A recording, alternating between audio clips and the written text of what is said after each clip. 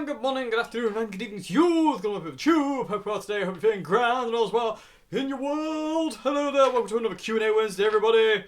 Let's get straight into it. Question 1, everybody, today is how often do you file your nails? I get a lot of comments on my nails, mainly because they're filthy, because I play guitar all the time and they just get dirty off of that, and because I'm lazy, I don't clean them. But anyway, but yes, where are we? Yeah, how often do I file my nails? Not particularly. Right, now this is going to sound really strange. I actually can't play guitar very well without my nails being like quite long. And the reason for that being is I don't play on the tips. The string doesn't rest on the tip of my finger. The string actually kind of rests on the flat, so I play with the flats of my fingers. I don't play. If I get really close to the camera, I'll be able to kind of see. So I don't play like with my tips. So like that. Say I play with the flats of my fingers. So the string. I don't know if you have to see, but like you can see, the string goes over the flat part of my finger. It doesn't go over the tip. And for that reason, I've always had really long nails on my left hand, my fretting hand. Just because it feels, if I cut my nails too short, then I really struggle to play. And I don't know why that is, but I've had a lot of people comment over the years, like, how can you play guitar with nails that long? Like, because they're quite short right now. But it's because the string goes over the flat of my finger, not the tip of my finger. But I do cut my nails when they start, because at this point in time, they're not. If they start to dig into a fretboard, then they're too long. You know, if they start to look like Peter Green when he didn't want to play guitar and grew his nails really long so he didn't have to, you know, that's when you know they're too long. But at this point in time, they're like the kind of perfect lengths, I'd say. They're about 2 millimeters long, so to say, on each finger. It's not a precise science of how long my nails actually go or anything, but yeah, it's I don't like having no nails on this hand. I don't like it at all because it just feels wrong. It's almost like the extra bit kind of helps me kind of play. It feels weird when because I've played for such a long period of time with having long nails. It's strange not to have them there now. I'm so used to it, and when they're not there, I can't play very well. It just feels strange, and I do a funny thing. My right hand as well is in the fact of my little finger and my ring finger on my right hand. The nails on that hand are always kept really, really short. I cut them really low down. My index finger on my right hand is technically a plectrum because when I strum, I kind of get the plectrum and my nail in. If I'm strumming, it's like it's kind of half and half. I get the plectrum and I get my nail, so that nail never grows. It just gets constantly worn off from guitar playing. My thumbnail and my middle finger on this hand are really long for finger picking. If I'm hybrid picking, like, you know, for that kind of thing, that's why that's long. And also for if I'm just kind of finger picking without a plectrum, I can use my thumbnail.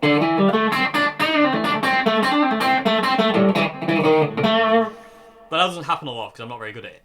But I don't file my nails a great deal. I tend to cut them and I do tend to shape them because if they get rough, then they kind of like, you know, they feel weird. But I don't have a manicure kind of thing, so to say. I just kind of like I just like having long nails. I like having you know, it just works for me, and I don't know. Well, I think I know why. It's because I play on the, like I said, the flats of my fingers instead of the tips.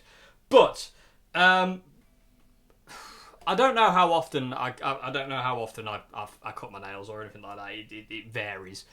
Depends how much calcium I've deposited in my body over a week or so, depending on how fast they grow. But anyway, yeah. So I had a lot of people comment on my nails over the past. A lot of trolls have had a go at me for my nails. A lot of nasty comments about my nails. But it's like, you know, at the end of the day, it's like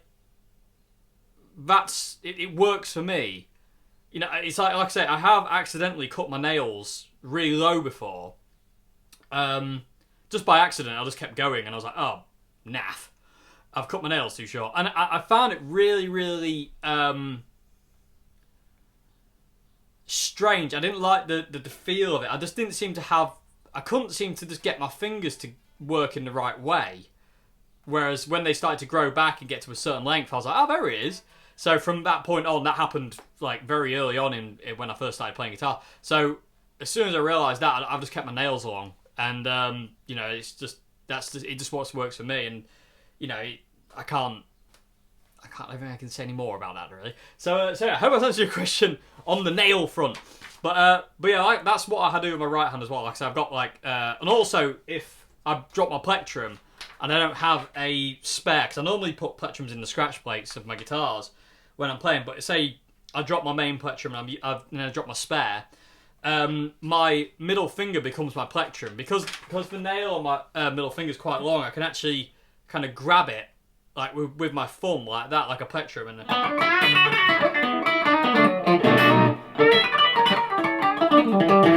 yeah, you get a different kind of cool pinch harmonica kind of sound, but it's there just in case, especially for strumming.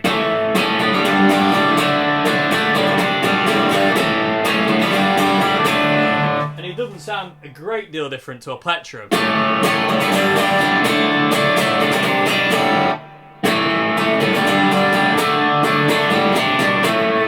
So, you know, that's my fail-safe in case I totally drop my plectrum, and same with my thumbnail as well. So, yeah, I hope that's answered your question. I hope I all weirded you out about my weird nail thing, but I don't know. So, yeah, so I hope that's answered your question. Moving on to question 2 now, everybody. Okay, so question 2 is, what's your favourite Red Hot Chili Peppers album, and what are your top 5 Red Hot Chili Peppers songs? I think I've already answered my top 5 Red Hot Chili Peppers songs, but I'll reiterate it, and they'll probably be different this week, but some might, maybe not. But there is one song I'm really into right now, which I'll talk to in a sec. But my favourite Red Hot Chili Peppers album, I think would be Californication. I love By the Way, and I love all the other ones. And I have probably I have tons of fond memories about Stadium Arcadium. Like, loads of really, really good memories about Stadium Arcadium. But I think my favourite is Californication, because you got songs like Saviour, Easily, Imit Remus. Yeah, you got Scar Tissue, which is the song that means the most to me. You know, out of all my favourite kind of songs, Scar Tissue is that kind of one song that means the most to me for, like I've said before, for reasons that are just, you know, for me. And I don't really want to talk about it. It's too hard to talk about. That's why I don't want to talk about it. But yeah, Californication is probably my favourite album, and I no longer have it, actually, oddly enough. From the think of it, I wore it out. The CD is absolutely kind of it did disintegrate, but it was absolutely knackered. The case disintegrated. I think I've still got it somewhere, but it doesn't work anymore, so I need to buy it again. But yeah, I mean, songs like Saviour and stuff like that. And it's just I love that album, and I love John's guitar playing on that album the most because of the minimalism and the guitar tones he gets in it. Like, one of my favourite guitar solo tones is the Saviour tone on that album. It's an amazing, amazing guitar solo tone. It's really, really cool. And I just love some of the layering. There's not a great deal of layering going on, but there is, like in Easily and certain bits here and there, and it's just really, really cool.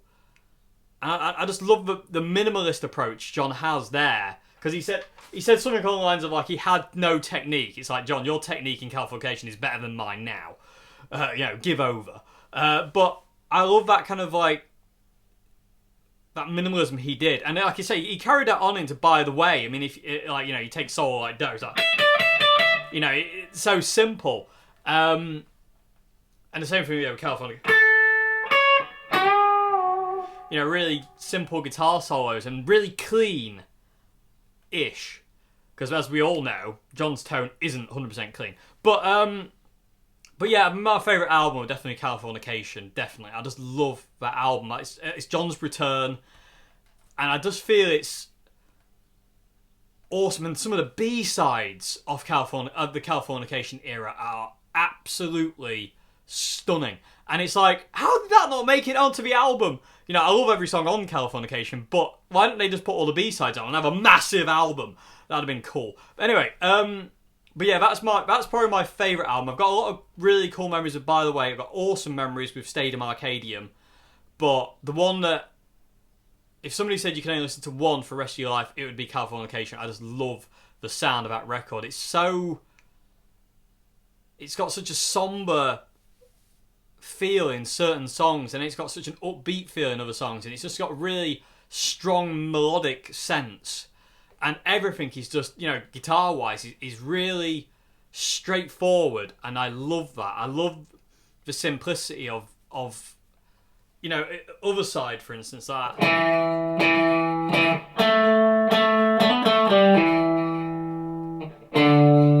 mean, that is such an amazing riff. In the middle bit,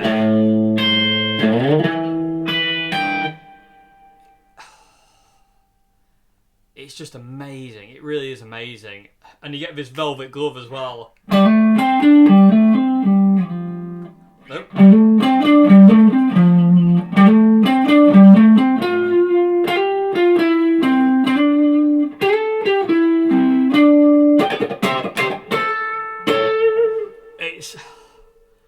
It reminds me of when I first started playing guitar, Californication, because that was kind of like the album.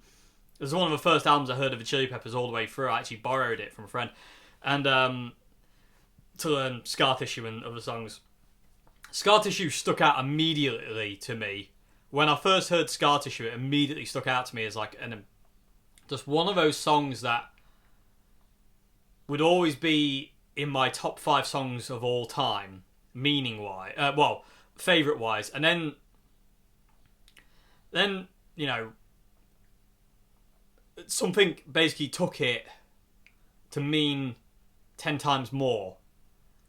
Not as I was learning the song, something happened, but you know. So yeah, so that's my favourite album. My top 5 Chili songs. My favourite Chili Pepper song of all time is "Don't Forget Me," but because a lot of people brought me up on this in my "Don't Forget Me" cover I did a couple of weeks ago, 2 weeks ago, I don't know when I did it, when I put it up about a week ago or something. People were saying, like, you know, I thought Scar Tissue was your favourite song. Scar Tissue is the song that means the most to me. My favourite song is "Don't Forget Me." You know, but like, you know, my top 2 favourite songs are "Don't Forget Me" and "Scar Tissue." But Scar Tissue, although it means the world to me, because it really does, has to come behind "Don't Forget Me," because "Don't Forget Me" just gets me in the same way, but I just love it a little bit more. It's like literally a fraction, it's like a millimetre more than Scar Tissue, but it's not a great deal. They're like on par, really. They're like joint first. "Don't Forget Me" and "Scar Tissue" are basically joint first, but you know, for this thing, we'll have "Don't Forget Me" first and "Scar Tissue" second. And then I've got, you know, it's really difficult to pick, really, but you know, then, you know, "Don't Forget Me," "Scar Tissue." One song I've been really getting into recently, which I absolutely love, is "The Leverage of Space." It's a song really.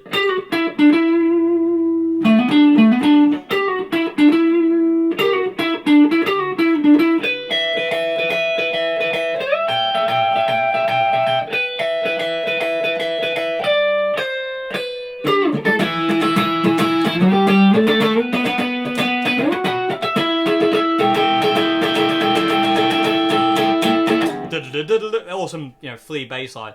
And I just love the outro as well, where John just absolutely strums the crud out of his guitar. It's really, really cool. But yeah, I'd say that's definitely my third favourite at this point in time. I can't stop playing it. That's a big plane. I don't know if you'd be able to hear that. But yeah, I can't stop playing "Leverage of Space" right at this point in time. It's one of my favourite songs at the moment, I'd say. I love "Dosed," "Wet Sand." It's really hard to pick 5 because there's so many I love. But like I say, my top 2 would be "Scar Tissue" and "Don't Forget Me," and other way around, "Don't Forget Me" and "Scar Tissue." But they are joint first. "Wet Sand," "Strip My Mind," "Slow Cheater," a I love Good Times Boys, Stone Cold Bush, Backwoods. I've gone way past 5 now, but I'm just reeling them off. Green Heaven. I love Green Heaven. I don't know if I can remember how to play it. No, I can't. I haven't played that in years. Year of the Turtle. He's awesome. What else? I mean, there's so many songs I love. I love the song that's on Mother's Milk called "The Song That Made Us What We Are Today." It's like this jam that goes.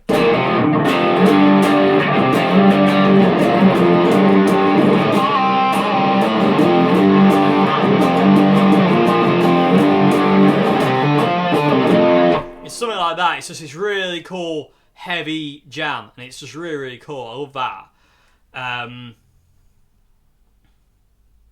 So many songs. I love Funky Monks. Mothership Slinky in B minor. I've gone way past 5, but like I say, I mean, it's really hard to pick just 5 songs that I love for the Chili Peppers, because it's like trying to pick your favourite, guitar or your favourite child, if you will. It's a really difficult thing to do. So, but I say the 2 songs that mean the most to me are "Don't Forget Me" and "Scar Tissue." Scar Tissue because of what it means to me, and "Don't Forget Me" because it connects on a very, very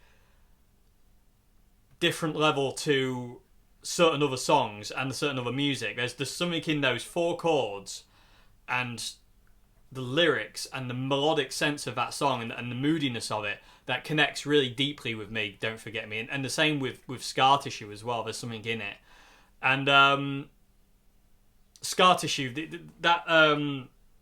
the version at Red Square where... What is it?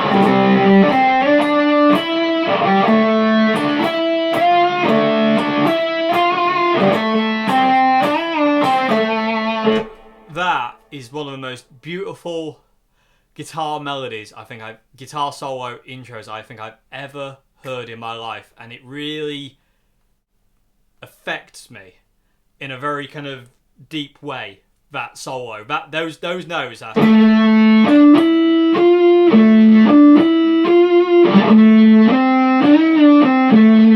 There's something in that really resonates with me, and it's quite hard to play it, and it's quite hard to play "Scar Tissue." But yeah, anyway, I think I've spoken about that for long enough. But yeah, I hope that's answered your question, everybody. I could talk for hours on songs like "Don't Forget Me" and "Scar Tissue." I could speak for hours about that kind of thing, but I won't today because we'll be here all day and I won't get the rest of the questions in. Okay, so moving on to question 3. I hope that's answered your question. Number 3 is, I was wondering if it's possible for me to express my emotions through the guitar like you do. I'm still a beginner, but I have an anxiety issue. Is it possible? Yes.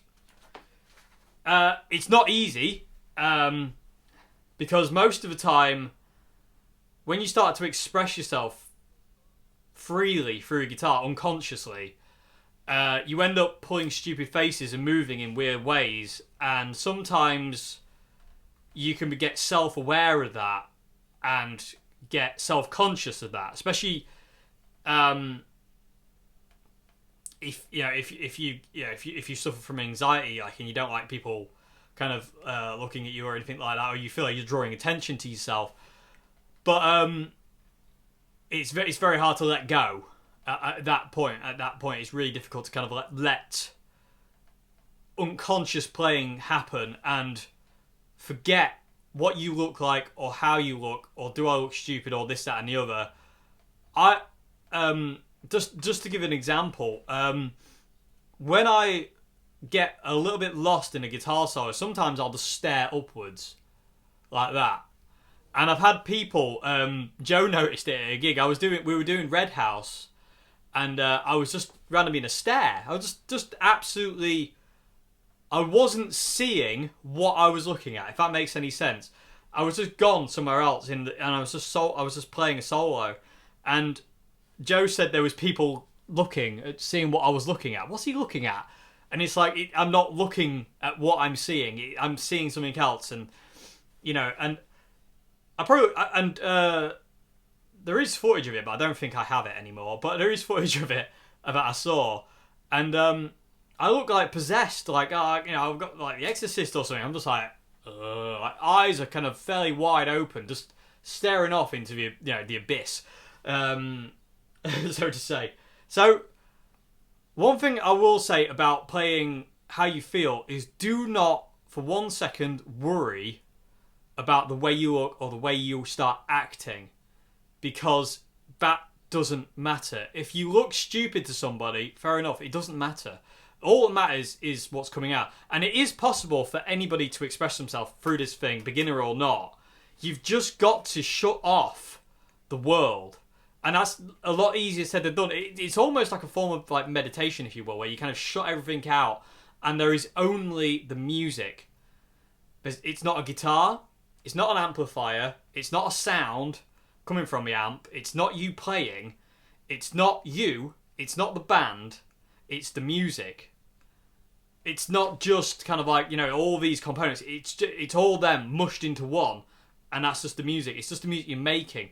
And through just being absorbed by that feeling, which we all have, because we all, when you hear a piece of music that really, when a piece of music really gets you or affects you or makes you feel something, like, whatever it is, that's when that's kind of like, music becomes that kind of higher thing, so to say, where it's a lot more than the sum of its parts, so to say. The guitars and the bass and the drums and the keyboards or the vocals or whatever are just the components. The whole thing, the whole piece of music as a whole is a bigger thing. So it's not easy to express yourself. Like I say, there's always that self-conscious thing of, do I look stupid? Yeah, you probably do. But does it matter? No.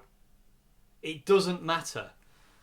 You look at Jimi Hendrix at Woodstock during Voodoo Child, and he is like that. He is absolutely gone.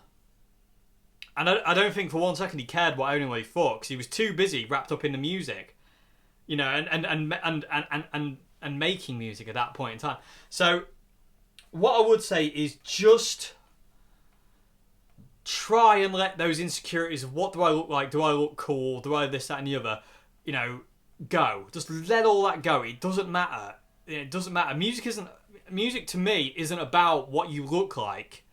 It's not, it's not about like, do you look trendy or cool? Do you look like, the part? It's about what you do with this.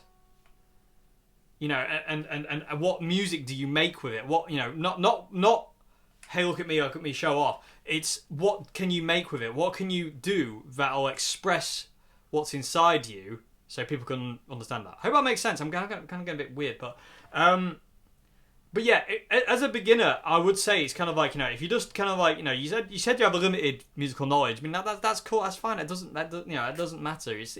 It's about what you play, and just closing your eyes while playing, and just think for a split second, what is this song conjuring up in my head? What feeling am I feeling with this song? What is it making me feel? Regardless of how simple or complex the piece of music is, what is it making you feel? And try and channel that out of the guitar, and not from there. You need to think about the way you feel, and then you can shut that off, because this just gets in the way. And, it comes from somewhere else, the feeling of it. And it's really, really important to feel what you're playing. And standing up helps this. I can't stress this enough. Sitting down doesn't help you feel the music, because you can't move as much. If someone's got a beat and it makes you want to move to it, that's what it does. That's what you want to be able to do, is move. And if you sat down, you can't do that. And it's kind of, I hate sitting down and playing. It just makes me, I want to stand up. I can't stand it. And I like to be able to walk around and move around. Or even just backwards. I tend to kind of move backwards and forwards a lot, and it's an unconscious thing of me to do. I don't know what I'm doing. Basically, I'm not aware of what I'm doing at all. And that's the thing. It's just relinquishing control. Let music take control. Just let go. Let go. Let music take you. Don't let anything else. But yeah, at any level, you need to do it. But it's not easy. It does take a bit of time, but you can do it. You just have to feel, what is this? You just have to ask yourself, what does this song make me feel? What does it remind me of? What memory does it conjure up? And how did I feel at that point in time? And when you kind of know that kind of thing, you can kind of go, right, well, it makes me feel like this. And if it makes you feel angry, you can just lay into your guitar and just... You know, if it makes you feel sad, it's...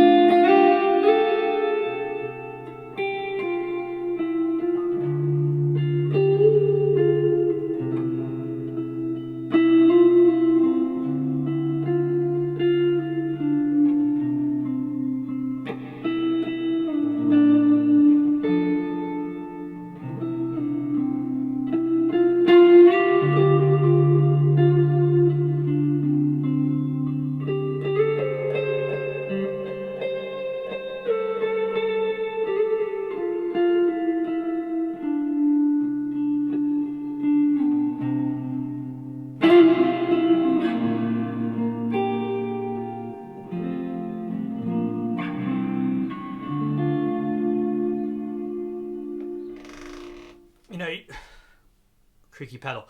But yeah, that's what you want to do. Just let it take you. Relinquish control of, am I playing it right? Am I playing it wrong? Or I've just made a mistake. None of it matters. None of it matters. It's just how you feel at that point in time, and just playing the way it makes you feel. If it makes you feel sad, play it that way. If it makes you feel angry, play it that way. If it makes you feel happy, play it that way. You know, it's all about, you need to express it. And like I say, standing up will help that, because you can move and you can sway, you can move backwards and forwards, you can jump up and down, you can run around, you can do whatever you want, because it gives you that freedom to do so. If you're sat down, you can't do that. You can rock in the chair, but it's not the same. You know, you can't move. You know, you want to shut your brain off to a point. When that song's over, you are spaced out. You feel spaced out, so to say. You don't feel... Everything's just a bit like, ethereal, so to say. You know, because there has been times in the past where I've played songs and I forgot where I am. Because the music's got me so much, it's just took me away. And then when you come back, it's like, no, I was enjoying that. You know, it's a strange thing, and it can happen when listening to music as well. And, so just think about what a song means to you and just play it that way. It's really, really important to do that. Technical ability and chops and all that is cool, because that does give you the ability to express yourself on a different level, especially guitar solos and stuff like that.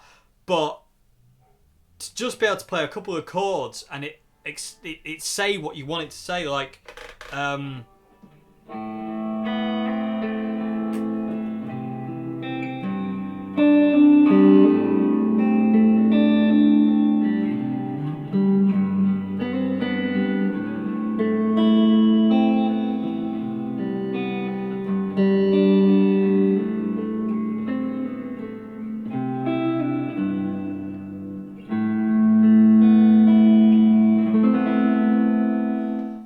now, it's really important to be able to kind of just get that out.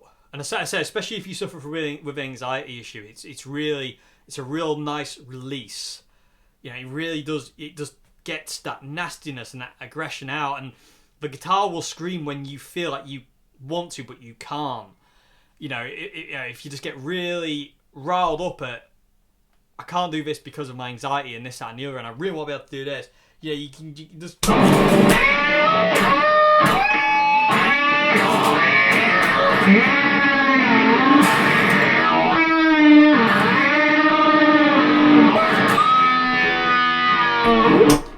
You know, you take it out on the guitar, you just let it go, just release it, and you just feel lighter afterwards.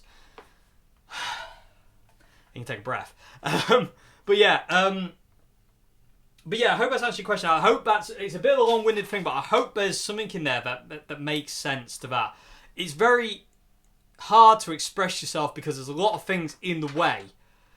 Like self-confidence, there's an ego aspect of it as well, of like, you know, I need to look cool, you know, which is fair enough. But you know, at the end of the day, it's like what Jeff Buckley said: the best music and the best guitar playing comes when you are totally unconscious to it. And he's so right. He's so right. When you are totally not paying attention to what you look like, you know, what people may think of you, whatever.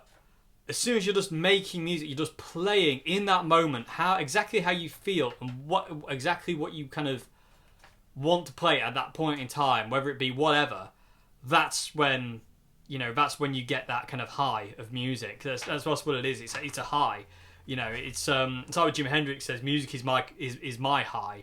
And John Frusciante says, you know, if you just John Frusciante talks about, like, if you just focus on being technical aspects of guitar, like, you know, just being really fast and proficient, you don't get the spiritual highs of music and guitar playing. And it's very, very true.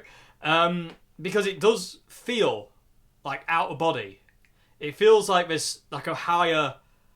I'm going to get all zen on you now, everybody, so brace yourselves. It does feel like there's a higher power to music than just reality. It feels like it's above reality.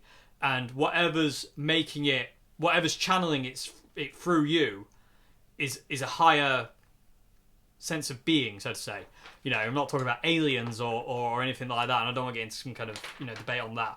But it does feel like that when you shut off totally and time disappears and the world disappears and you just are in that moment at that point in time making music. That's it. And it is possible to do at any level of guitar. It's just a case of feeling it and putting all that nonsense aside.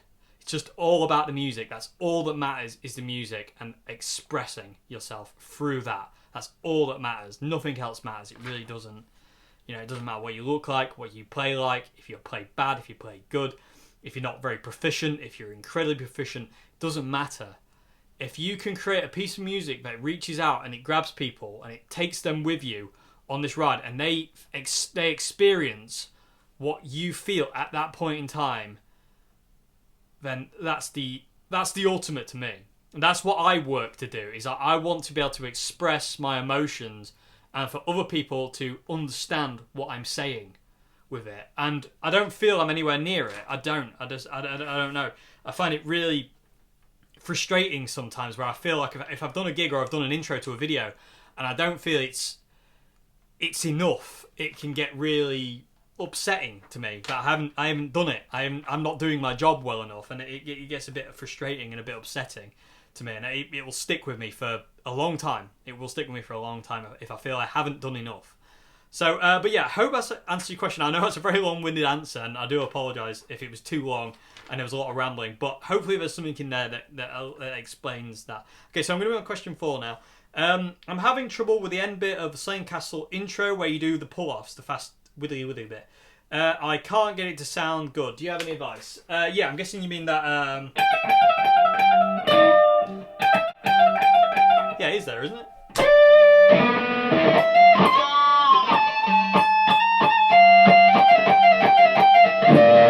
Yeah, I need to hear it with DS2. So, my advice for that would be it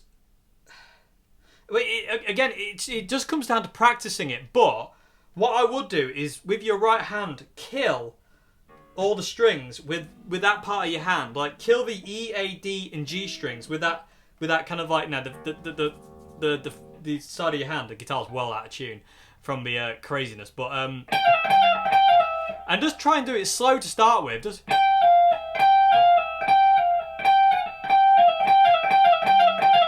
And just down pick it, and just try and make it as clean as possible, because your first finger will kill the high E, and then you can use, to say, the fat part of your hand to kill the E, A, D, and G strings. So they're just kind of palm muted, so to say, but they're not making any noise. And just try and do it really slow. Just do.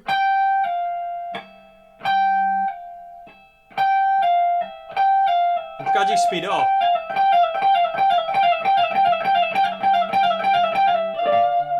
You know, it's just a repetition. That's what that lick is. It's a repetitive. It's a muscle memory lick. To get those pull offs and make it clean, it's a muscle memory thing between this hand and your fingers. So you know, it's just a case of putting the hours in, basically, just and practicing that one thing, and just and then being able to kind of get it right. What?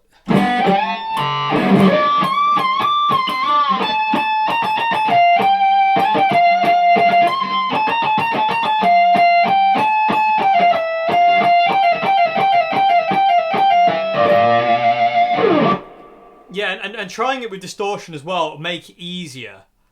Because just clean it, it's kind of unforgiving clean. You can kind of hear extra noise.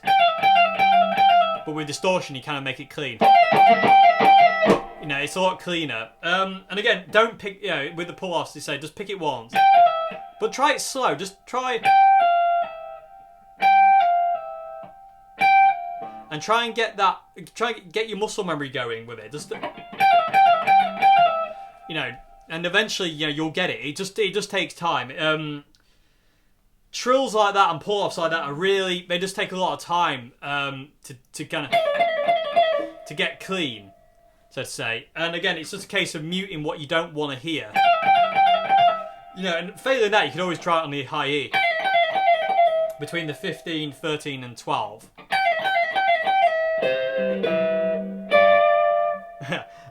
But it really wants to be down there because it's the right tone.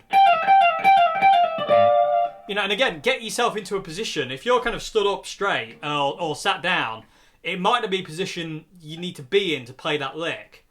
Because if you look at Slane Castle, John's like that, and he's almost got the guitar pulled up, I think, from memory. But he ends it, and he's like that. He's kind of like hunched over. And it does make it easier, because it gets you into a different position. So just try moving. Don't just stay still. Don't just like, you know, don't just like stand still. You know, try and move into a position where, you know, if you have to come down to the guitar and pull the guitar up, then that's what you got to do to get that lick. But try that. But again, it's all just practice. It's all just repetition. You will eventually get it, I promise. It's just going to take a bit of time, especially if you haven't done things like that before. Especially on the higher register on the guitar, with the close frets, it can be a bit fiddly. So yeah, just keep practicing it. Try different positions. Try to get the guitar into a place where it works. Just try a few different things. And again, that comes down to question 3 of, like, you know, forget what people think you look like. You know, if you have to be, you know, if you have to have it like that, like Slash, then, you know, do that. I mean, Slash, when he lifts the guitar up, does it because it puts the guitar closer to him, and it's easier for him to play fast. That's the reason Slash lifts his guitar. I mean, it looks cool, and I'm sure that was kind of like in there. But if you ever noticed, if Slash has a really complex guitar part, he lifts the guitar up right close to him because it's easier, because Slash has a guitar like around his ankles. So, you know, it just makes it easier. So yeah, I hope that's helped. I hope there's something in there. But like I say, just move about. Just try and like figure out where the guitar needs to sit for you to be able to play that comfortably. Okay, so question 5, everybody. Boss Katana Mini or Blackstar Fly? Which is better and why? Boss Katana. Mainly because my Blackstar Fly died, and I've only had it 2 years, and I'm quite depressed by that. Sat over there. But yeah, but the Boss Katana has more tonal variety than the Fly, and it's also got a clean, a crunch, and the brown sound. It's got more gain than the Katana, unless you're using humbuckers. Sorry, with the Blackstar. The Katana's got more gain than the Blackstar. I reckon it's got a nice and clean sound. I like the delay sounds in them are about the same. They don't really sound a great deal different. They had a real nice ambience. I think I'd have preferred a reverb, and I don't know why they didn't add a reverb instead of a delay, but be that for what it is. We need a small amp with a reverb. Reverb and a delay would be amazing. Or a selector switch between the two so you can have reverb or delay. But anyway, maybe I'm asking too much. Anyway, but yeah, the Blackstar is really good, but it kind of does bright or brighter, whereas the Katana can go really dark and suits more guitars. The Blackstar seems to suit humbuckers more than single coil. Single coils sound really good for it, but it can be a little bright and harsh. Whereas the Katana has a lot more EQ control. The Blackstar only has the ISF, which, all the way to the right is that kind of darker sound, all the way to the left is a brighter sound. And its darker sound is still ridiculously bright. And I just think the Katana just has legs in every way over the Blackstar. I love the Blackstar Fly until it died. But, yeah, I do prefer the Boss Katana. It's got a nicer, warmer sound, and I can get it. Yeah, I can get it sounding really dark, which I really like because I like I said, I like that really kind of dark sound. I don't really like bright sound. So and because I use single coil pickups all the time, the Blackstar was always kind of like there was always a compromise with it. Whereas with the Katana, if I plug a bright single coil in, I can tame it. I can tame it very easily. It's very, very, very, very, very cool. And it's got more gain. The Katana's got enough gain where you can run it on the brown setting and do everything from your guitar, and you never really have to turn it off that. You can get a real nice, cleanish kind of sound on the brown setting, just to kind of like be able to kind of like articulate kind of chords and picking stuff. And then you can roll your volume up and get an amazing, like really soaring lead tone with enough gain for it to sing. Because the Blackstar Fly was always lacking on gain for me. It was always that kind of like you'd bend a string and it would just kind of die away, whereas with the Katana you can get that really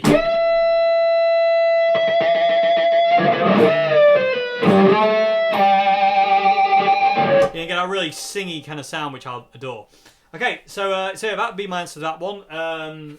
There'd be for me, it'd be the Boss Katana Mini over the Blackstar any day of the week. People of the Tube, which one do you prefer? The Boss Katana Mini or the Blackstar Fly 3? Is it Blackstar Fly 3? Anyway, Blackstar Fly. That thing. Yes, which one do you prefer, people of the Tube? Leave a comment below. Okay, so moving on to question 6, everybody. What's your opinion on metal music? I love metal music. I don't listen to it as much as I used to, but I love Metallica. I was in a Pantera tribute band for a while, but that didn't work out. Hey! What?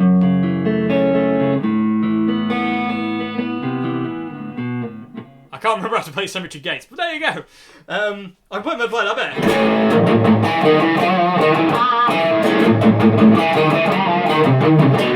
I haven't played that in years. My brother's favourite riff, everybody.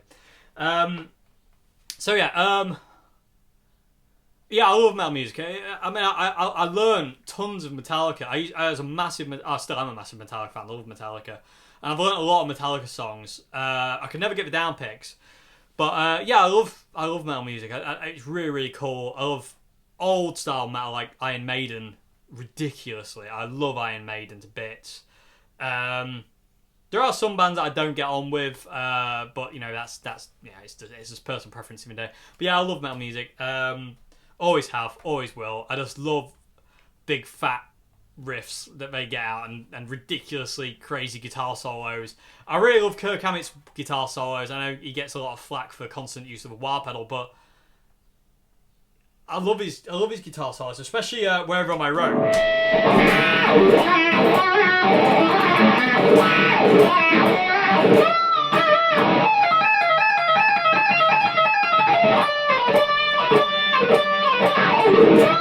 It's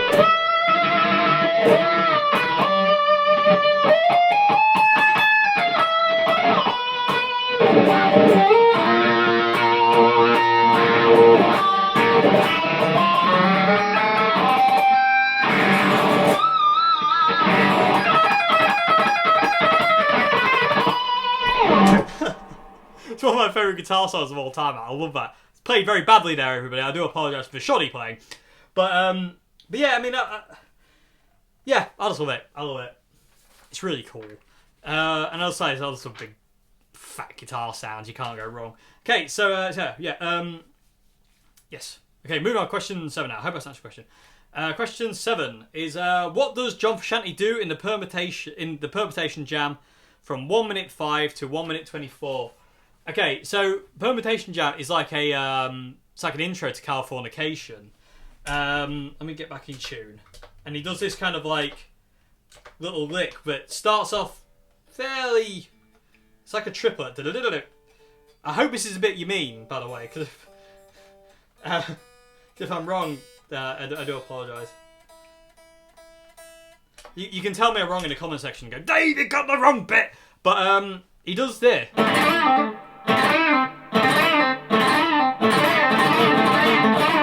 And it's a very John lick, so to say. You know, he does it in What Is Soul on the Off the Map DVD.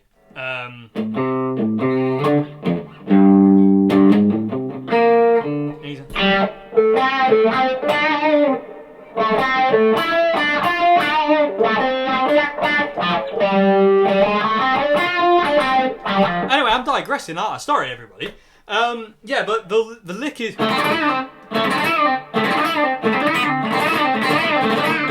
It's that. So let me come close to the camera and see if I can show you. Let me move the screen. Let me see. Oh, it's gone upside down. Quick. Okay, so it comes out of A minor pentatonic. So that's scale. But what we're doing here is it starts on the 7th fret on the D. Then we go to the 5th fret on the G. 7th fret G. And then you bend that note up. And then release it. And then you finish on the 5th fret on the G string.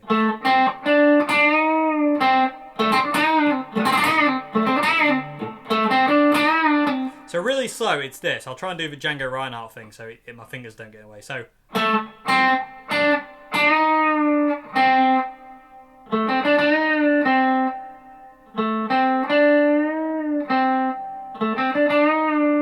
And every note is picked, and he kind of does that kind of shreddy John Frusciante thing.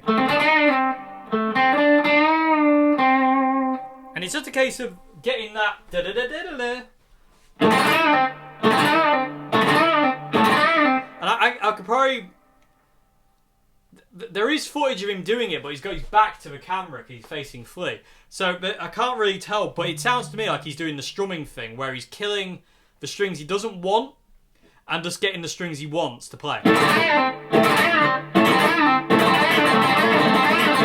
he goes into something like that afterwards.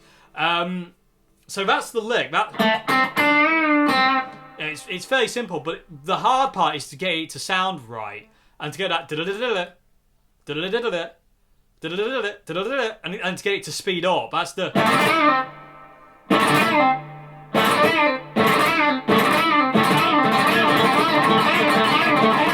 And you can hear the rhythm of it change as you speed it up. It's no longer it changes into this instead of that thing. It changes. You can hear it in the jam as well. It changes. So with your right hand, yeah, it's kind of just the D and the G. You kind of want to be strumming it because it makes it fuller and it makes it easier. If you're just kind of picking the string,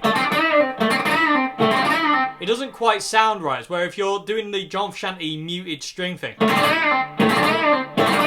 it sounds fatter and it makes it easier. Especially when you get into full flight.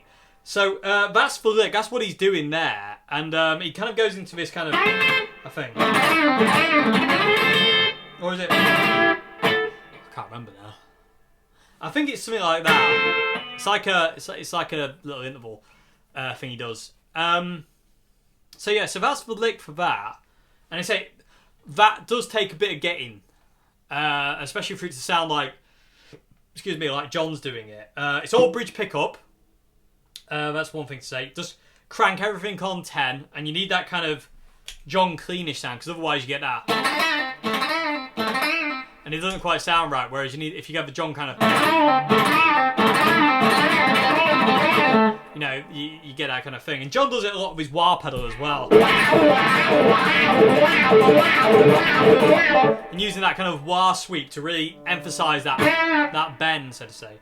I'm going to do a video on these kind of like, loads of people have asked for it. I'm going to do a video on all these kind of like fast little John licks.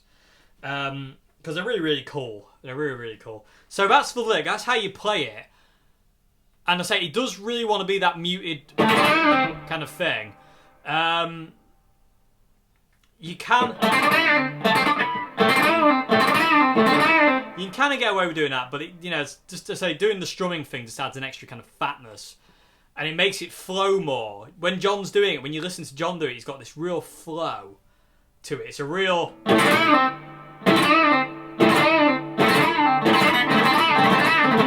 You know, there's a real... Yeah, it's the only word I can think of is flow. It really flows. It really moves. So yeah, I hope that helped. That's what he's doing. And if I've got the wrong bit, I do apologise. Like, you know, I'm really sorry. My ear's ringing. But yeah, I hope that's the right bit. If it's not, like I say, leave a comment and I will answer you again. I promise. So yeah, that's it, everybody. Is that everything? Yes, that's all 7 questions today, everybody. I really hope I answered your questions okay.